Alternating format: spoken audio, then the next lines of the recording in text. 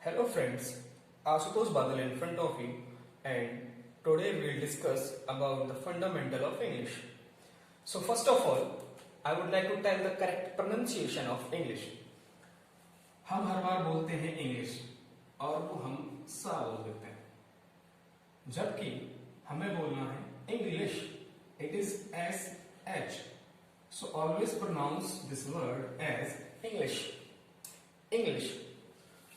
So now we'll discuss what is English. जब हम English की बात करते हैं तो इंग्लिश क्या है? English is basically a language. It is a language. Now what is language?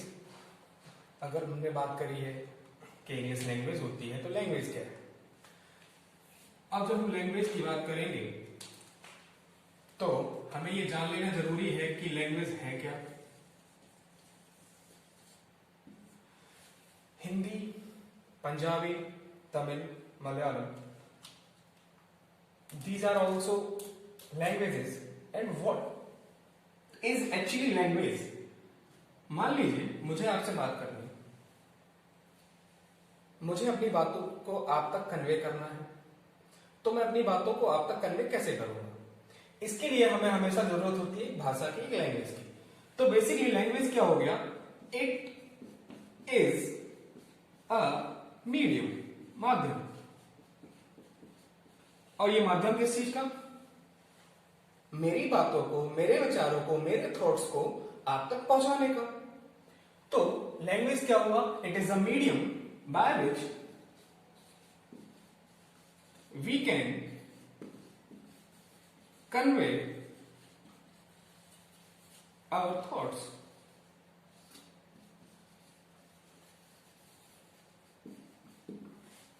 Language, जब हम किसी माध्यम से अपने विचारों को, अपनी बातों को दूसरों तक पहुंचा ले जाते हैं तो उस माध्यम को ही हम क्या बोलते हैं? भाषा बोलते हैं. तो जब हम भाषा की बात कर रहे हैं तो भाषा की शुरुआत कहां से होगी? कोई भाषा स्टार्ट कहां से होती है? तो इसके लिए हम बात करते हैं what is the fundamental unit of language. भाषा की सबसे छोटी इकाई होती क्या है?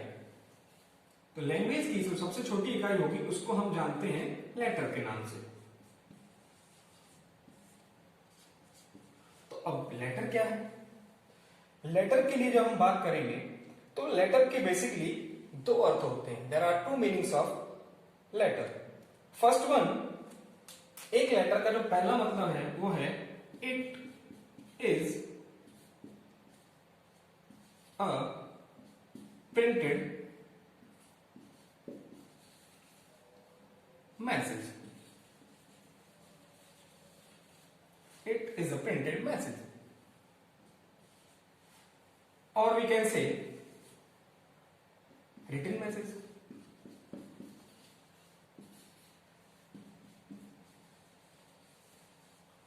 दूसरा मतलब क्या होगा लेटर का?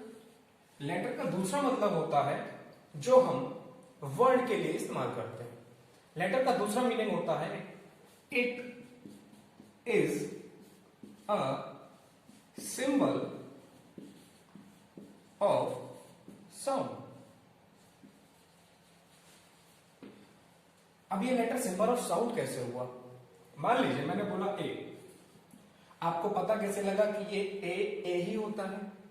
मैंने बोला बी, आपको कैसे पता लगा कि ये बी ही होता है?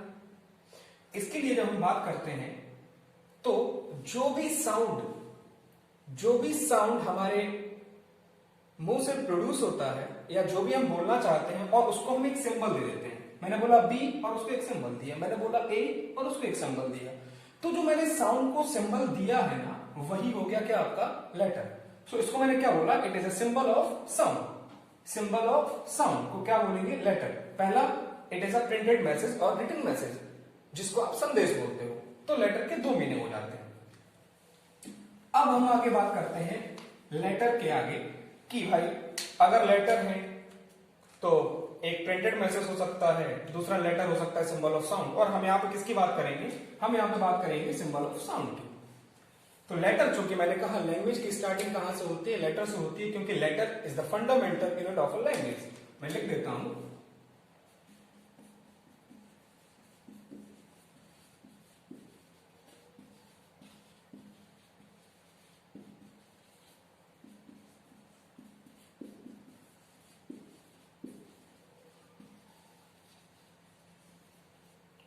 Fundamental unit of a language.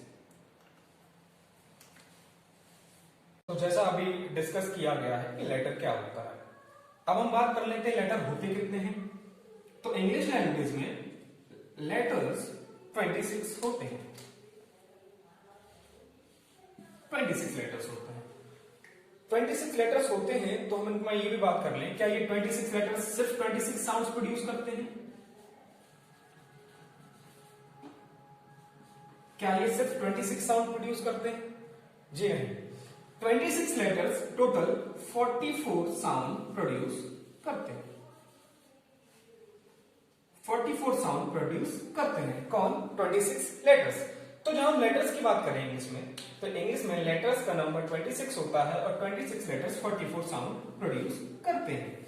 इसके साथ अब हम ये भी डिस्कस कर लेते हैं कि जब 26 लेटर्स होते हैं तो इनको एक बार डिवाइड भी किया जाता है। दो तरीके से डिवाइड किया जाता है, एक जिनको हम बोलते हैं वॉल्स, दूसरा जिनको हम बोलते हैं कंसोनेंट्स। एक जिनको हम बोलते हैं वॉल्स, दूसरा जिनको हम बोलते हैं कंसोनेंट्स। वॉल्स किनको बोला जाएगा? कौन से ऐसे लेटर्स होंगे जिनको हम वॉल्स बोलेंगे और कौन से ऐसे लेटर्स होंगे जिनको हम कंसोनेंट्स बोलेंगे? वॉल्स उन लेटर्स को बोला जाएगा, मान लीजिए आपने बोला बी। जब आपने बी बोला तो आपके मुंह से जो साउंड निकला उसमें बी के साथ ई भी आया।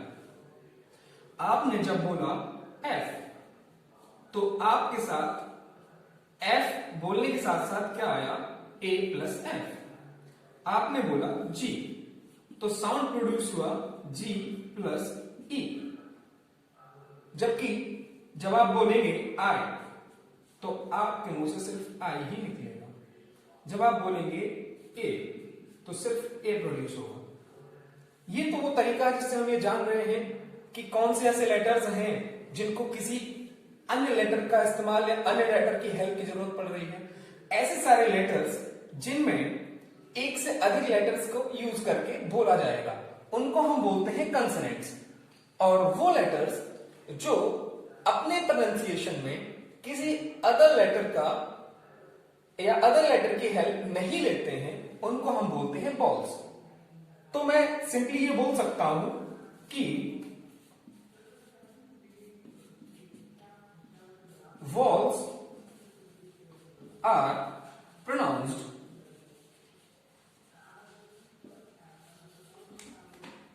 on their own, but consonants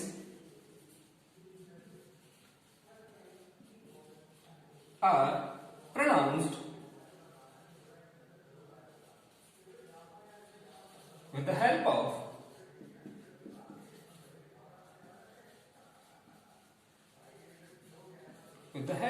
vowels. तो कितने वॉल्स होंगे, कितने कंसोनेंट्स होंगे? There are 5 vowels in English alphabet and 21 consonants in English alphabet. Vowels क्या होंगे? वो जो स्वतः उच्चारित किए जाएंगे। कंसोनेंट्स जो स्वरों की सहायता या वॉल्स की सहायता से उच्चारित किए जाएंगे उनको हम कंसोनेंट्स बोलेंगे। तो वो 5 वॉल है कौन कौन से? ए, ई, आई, ओ, यू। बाकी जो आपके बचते हैं उनको हम कंसोनेंट्स बोलते हैं।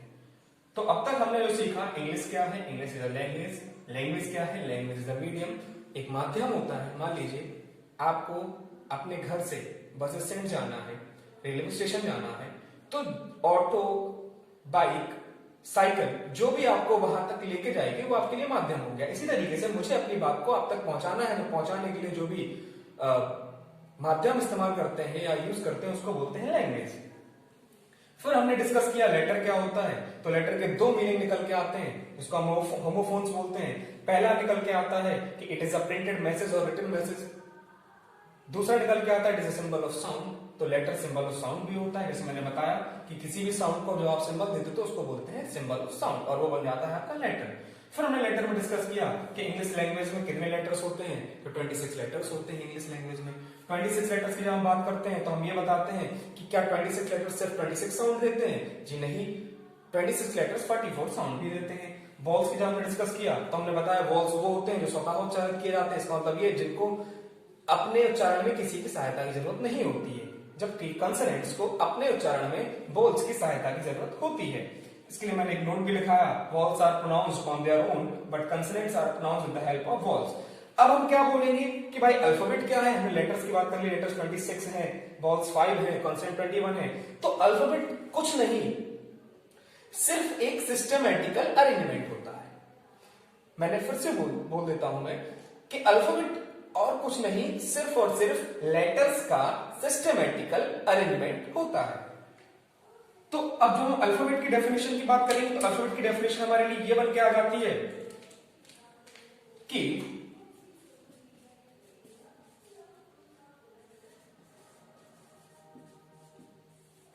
अल्फाबेट क्या हुआ, the systematical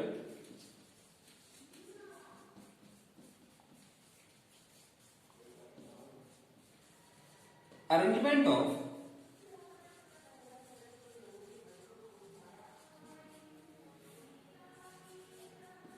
letters is called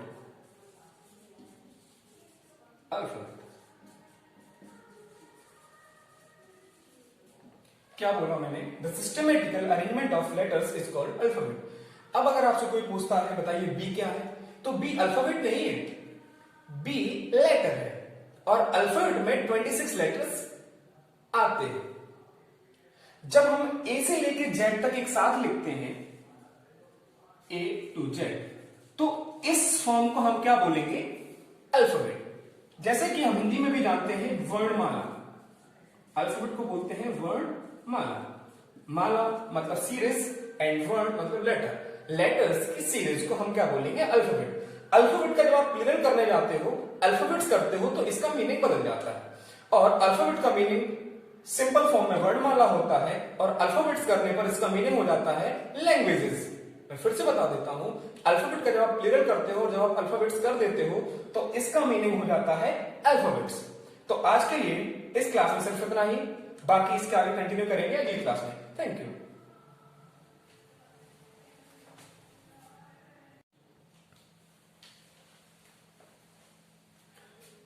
hello friends, तो लास्ट क्लास में हम लोगों ने जो डिस्कस किया था वो हम लोगों ने अल्फाबेट तक डिस्कस कर लिया था।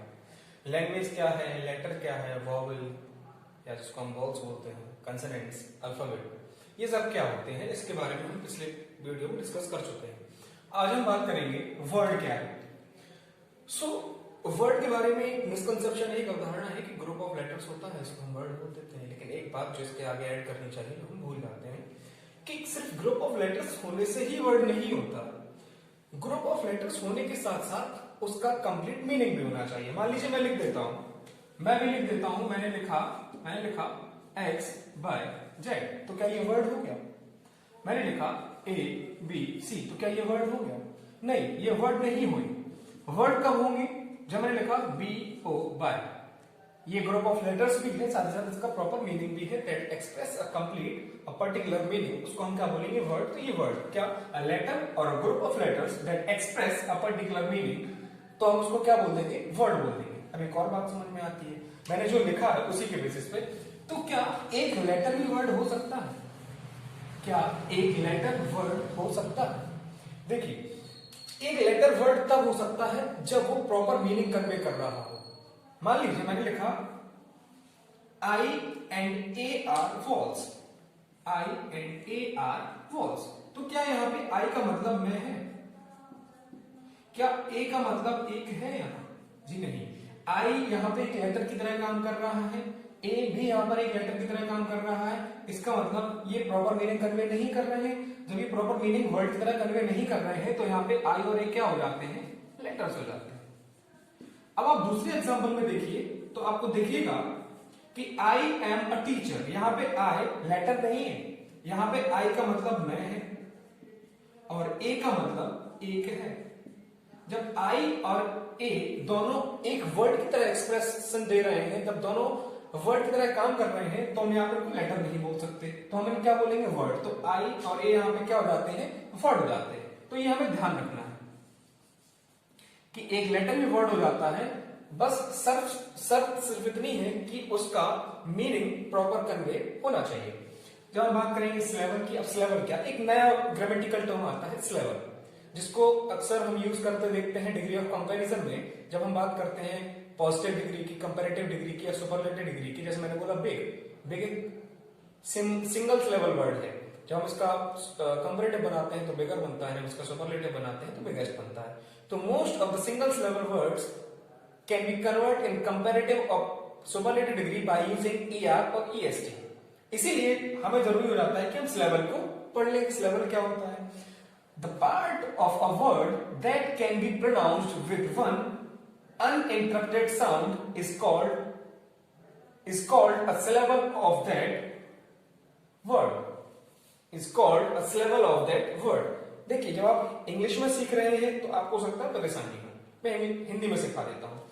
कोई भी शब्द जो आप बोलते हैं, उस शब्द को बचपन में हमें सिखाया गया था कि अगर आपको इंग्लिश में पढ़ना नहीं आ रहा है तो उसको तोड़ के पढ़िए। जैसे हम जब पढ़ते थे ना तो यूजफुल नहीं पढ़ पा रहे हैं एक बार में, तो हमने उसको तोड़ लिया, use plus full, useful. Important नहीं पढ़ पा रहे हैं, इंपॉर्टेंट को पढ़ना स्टार्ट किया, इम्पोर्टेंट। नहीं पढ़ पा रहे हैं इंग्लिश को तो हमने इंग्लिश को पढ़ा इंग्लिश। तो कोई भी वर्ड जितने भी पार्ट्स हैं वो टूट जाता है, तो उस वर्ड के हर वो पार्ट को जो टूटा हुआ है, किसी भी वर्ड का वो पार्ट जिसको हमने डिवाइड कर लिया है पढ़ने के लिए, उस पार्ट को उस वर्ड का सिलेबल बोलते हैं। इसी को ऊपर हमने लिखा है the part of a word that can be pronounced, जिसको हम उच्चारित करते हैं with one uninterrupted sound. Uninterrupted sound का मतलब यहां पे इससे है कि आपकी वहां पे बोलते समय रुकावट या इंटरप्शन नहीं आना चाहिए। जैसे मैंने बोला यूजफुल, यूजफुल में जहां बोलेंगे यूज रुक गया, फिर मैंने बोला फुल, यूजफुल। तो इसमें दो बार मैंने इसको दो वर्ड में तोड़ लिया, यूजफुल को यूज प्लस फुल। तो यूजफुल एक वर्ड है जिसका एक सिलेबल हो गया यूज, जिसका दूसरा सिलेबल हो गया फुल। इस तरीके से यूजफुल में कितने सिलेबल हो गए, दो syllable. So useful 2 syllable word बन गया, इंपॉर्टेंट 3 सिलेबल्स वर्ड बन गया इंपॉर्टेंट। इस तरीके से इंग्लिश डबल सिलेबल वर्ड बन गया बिग सिंगल सिलेबल। मैं वो बात कर रहा था जो कंपैरेटिव और सुपरलेटिव डिग्री में यूज होता है, वो ये कि most of the single syllable words होते हैं, सिंगल सिलेबल वर्ड्स के आगे आप ईआर और ईएसटी लगा के, अक्सर ऐसा होता है, ये हार्ड एंड फास्ट रूल नहीं है, हर जगह एप्लीकेबल होता है, अक्सर ऐसा होता है कि ईआर और ईएसटी लगा के उसका सुपरलेटिव या कंपैरेटिव फॉर्म बना लिया जाता है। मोस्ट अदर जो ऐसे वर्ड्स हैं जो दो या दो से अधिक हैं जिसमें सिलेबल, उसमें आप मोर या मोस्ट लगा के बनाते हैं, जैसे useful, more useful, most useful, important, more important, most important. अब जो हम बात कर रहे हैं सेंटेंस की, सेंटेंस क्या है, अब मैंने कहा लेटर देखा, लेटर के बाद वर्ड देखा, वर्ड में हमने पढ़ा कि group of letters, a letter or a group of letter that convey proper meaning और प्रॉपर सेंस, हम क्या बोल देंगे, वर्ड बोल देंगे। अब हम सेंटेंस की बात कर रहे हैं, सेंटेंस बनता है, एक वर्ड है सेनेंसिया, एक वर्ड होता है सेनेंसिया। ये जो वर्ड है या तो ये लैटिन भाषा का है या ये ग्रीक भाषा का है। सो इसका मीनिंग होता है ओपिनियन, ओपिनियन, विचार। तो जो हम बात करेंगे सेंटेंस तो क्या हो जाएगा, अ वर्ड और अ ग्रुप ऑफ वर्ड्स। मैं फिर से बोल दूं, एक शब्द या शब्दों का समूह, अ वर्ड और a group of words that makes a complete sense.